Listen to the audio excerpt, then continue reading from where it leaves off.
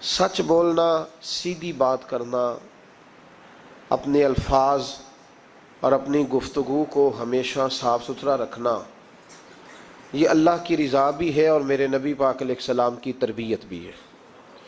اسلام سچا دین ہے، قرآن سچی کتاب ہے، ہم سچے نبی کے ماننے والے ہیں صلی اللہ علیہ وسلم۔ ہمارے محبوب نے ہمیں سچ کا حکم دیا ہے، فرمایا سچ بولو گے نا یصلح لکم اعمالکم، تو اللہ فرماتے ہیں میں تمہارے اعمال کو سنوار دوں گا۔ سچائیاں انسان کو مضبوط کرتی ہیں، جھوٹ انسان کو کمزور کر دیتا ہے، اعصابی طور پر بھی، اخلاقی طور پر بھی، سماجی طور پر بھی۔ انسان کے رشتے بھی ٹوٹتے ہیں جھوٹ بولنے سے۔ سچائی انسان کی ذاتی ضرورت بھی ہے، معاشی ضرورت بھی ہے اور اجتماعی ضرورت بھی ہے۔ اسلام میں کچھ چیزوں کی گنجائش ہے، اس پہلو کو آپ نے توجہ سے سننا ہے۔ یہ حکم دیا گیا ہے کہ سچ بولو تو ذرا حکمت کے ساتھ بولو۔ دنیا میں سب سے سچا پیغام دین کی دعوت دینا ہے، اس کے لیے حکم دیا ادعو الی سبیل ربک بالحکمہ، دین کی دعوت دو تو دانائی کے ساتھ دو، حکمت کے ساتھ۔ یہ کہا گیا ہے کہ سچ بولو تو ذرا حکمت کے ساتھ بولو، دانائی کے ساتھ بولو۔ میری بات کی سمجھ آ رہی ہے آپ حضرات؟ اس پہلو کو پہلے پیش نظر رکھیں کہ سچ، لوگ کہتے ہیں جی میری جی طبیعت ہے جی سچی بات کرنے کی، کون سی بات سچی جس میں جھگڑا ذرا جلدی ہو جائے، تو یہ کوئی سچ نہیں ہے۔ سچ حکمت کے ساتھ آپ بیان کریں گے، سچ پہ آپ کھڑے ہوں گے، آپ سچائی کی جب بات کریں گے تو دانائی کے ساتھ کریں گے۔ دنیا کا سب سے بڑا سچ ہے لا الہ الا اللہ، تو میرے نبی پاک صلی اللہ علیہ وسلم نے اس سچ کو صرف کھڑے ہو کے تقریروں میں کہہ کے اور کافروں کو لتاڑ کے اور بلا بلا کہہ کے بیان نہیں فرمایا، بلکہ اس طرح کی حکمت اپنائی ہے کہ نبی پاک نے یہ سچ لوگوں کی روحوں تک اتار دیا ہے۔ تو سچ آپ بولیں گے پر کس طرح بولیں گے؟ حکمت کے ساتھ، دانائی کے ساتھ۔ لیکن جہاں ڈٹنے کی بات آئے گی کہ اب حکمت کا لوگ ناجائز فائدہ اٹھائیں گے، وہاں اللہ حکم دیتا ہے کہ ان الذین قالوا ربنا اللہ ثم استقاموا، پھر ڈٹنے کی بات ہے تو پھر تو اللہ کا نام لے کے ڈٹ جا۔ لیکن عام جب آپ سچ آگے بیان کریں گے تو اس کو بڑی حکمت کے ساتھ، دانائی کے ساتھ۔ کچھ جگہوں پہ خلاف واقعہ بات کرنے کی اجازت ہے۔ نبی پاک صلی اللہ علیہ وسلم نے فرمایا کہ کو جوڑنے کے لیے تو ایسی بات کر لے، تجھے اس کی اجازت ہے۔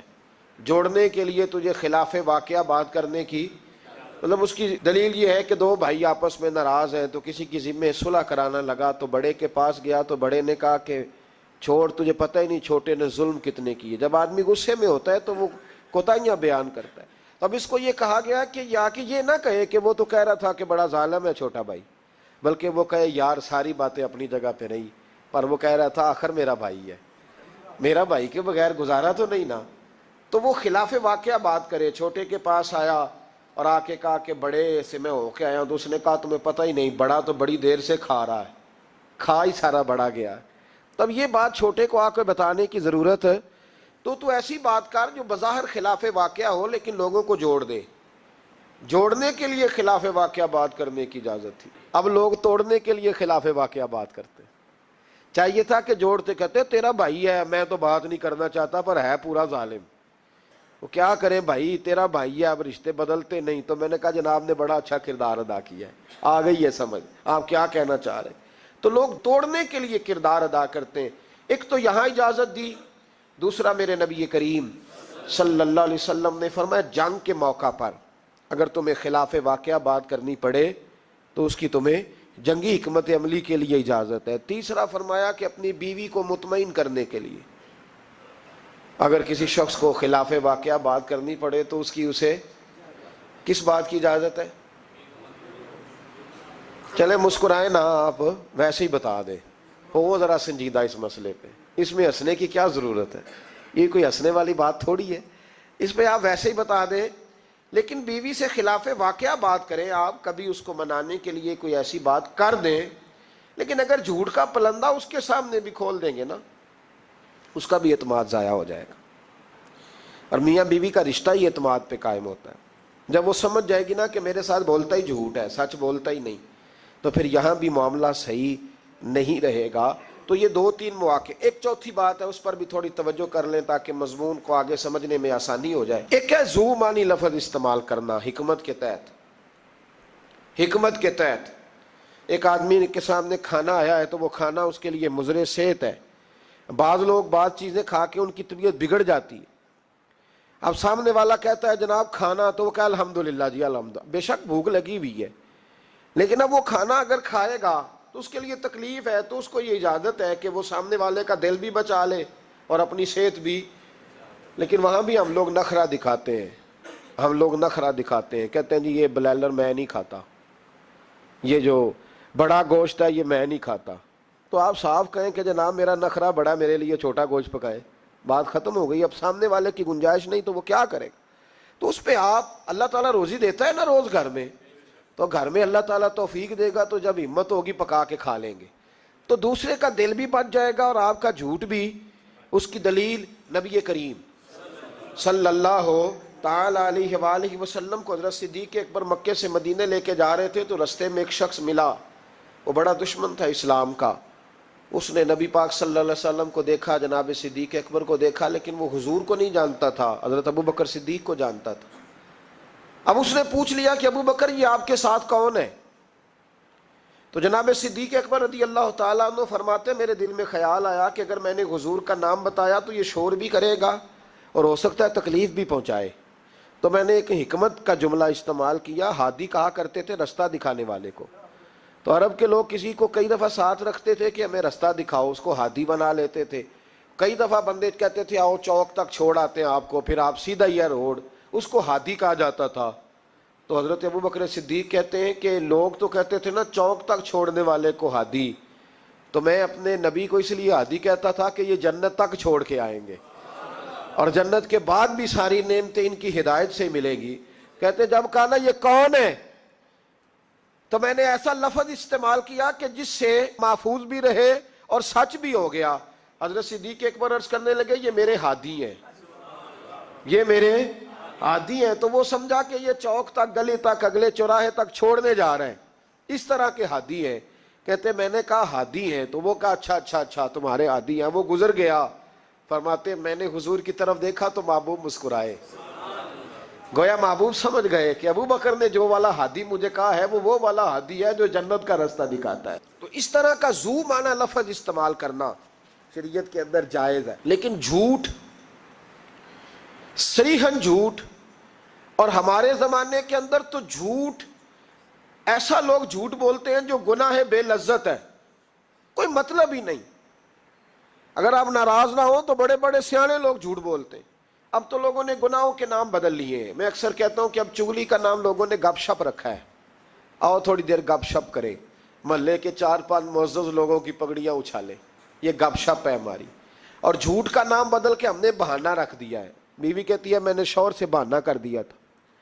بندہ کہتا آئے تھے کچھ لوگ بس میں نے بہانہ کر دیا. تو بھائی تو صاف کہہ میں نے جھوٹ بولا ہے, اس کا نام بدل کے بہانہ کیوں رہا؟ اور بلا وجہ کا جھوٹ, بلا وجہ کا. دوست بیٹھے یارانہ ہے, جھوٹ بول رہے ہیں, وہ 6 کروڑ آیا تو 9 کروڑ نکل گیا, تو وہ ابا جی لائے وہ جگہ خرید کے. تو میں نے کہا نہیں ڈیفینس والی نہیں مجھے پسند, میں تو وہ بیریا ٹاؤن والا مکان خریدوں گا. تو یہ جھوٹ کس پہ روب ڈال رہے, اور جس کو جھوٹ سنایا جا رہا ہے وہ بھی آگے سے جھوٹ بول رہا ہے. وہ کہہ رہا ہے نہیں تیرے تو ابے نے دیکھا, میرے دادے نے بھی 10 کروڑ دیکھا ہوا تھا. تو ان کہانیوں کا مطلب کیا ہے؟ کیوں لوگ ایسا کرتے بلا وجہ؟ اور پھر کچھ لوگوں کو ہر وقت بولنے کی اجازت ہے. وہ کہتے ہیں میں کہانی بنا کے سنانی پڑے, سنانی ضرور ہے. مذاق, ایک آدمی لطیفہ سنا لیا تو اب اس کی عزت نہیں بچتی جب تک یہ نہ سنائے. راز ہو گئے آپ لوگ, گھورنے لگ گئے ہو نا بیچ بیچ میں سے تھوڑا تھوڑا. صحیح کہہ رہا ہوں؟ کیا ہوتا ہے کہ اب سنانا ضرور ہے لطیفہ, چاہے جھوٹا گھڑ کے بیان کیا جائے. میرے نبی پاک علیہ السلام نے فرمایا جو میرا مومن ہوتا ہے وہ مذاق میں بھی جھوٹ نہیں بولتا اور جھگڑے میں بھی جھوٹ نہیں بولتا. یعنی جب بندہ مذاق کر رہا ہوتا ہے تو جو مرضی کہہ جاتا ہے. فرمایا جو میرا کلمہ پڑھنے والا ہے وہ مذاق میں بھی جھوٹ نہیں بولتا, اور جب جھگڑا کرتا ہے تو آدمی کو غصہ ہوتا ہے وہ بڑا کچھ کہہ دیتا ہے. فرمایا میرا مومن غصے میں بھی جھوٹ نہیں بولتا بلا وجہ. اور اگر میں کئی دفعہ حرمین شریفین کے سفر میں موقع ملتا ہے, حاجیوں کی ملاقاتیں ہوتی ہیں تو پتہ نہیں کیا کوئی سناتے رہتے. پتہ نہیں ایک دوسرے کو کیا داستانیں سناتے ہیں، وہ صاحب کیا بتائیں، وہ ڈیرے پہ اتنے لوگ آتے ہیں، بڑے پریشان ہیں، تو بڑا ایسا ہے، تو کیا ضرورت ہے یہ؟ اگر کسی کے پاس خوشبو ہو نا، اسے بتانے کی ضرورت نہیں پڑتی کہ میرے پاس خوشبو ہے، خوشبو آ جاتی ہے، خوشبو بولیے، خوشبو بہرحال آ جاتی، خوشبو آئی جاتی ہے، نکل جاتی ہے خوشبو، وہ بہرحال بات کر دیتی ہے۔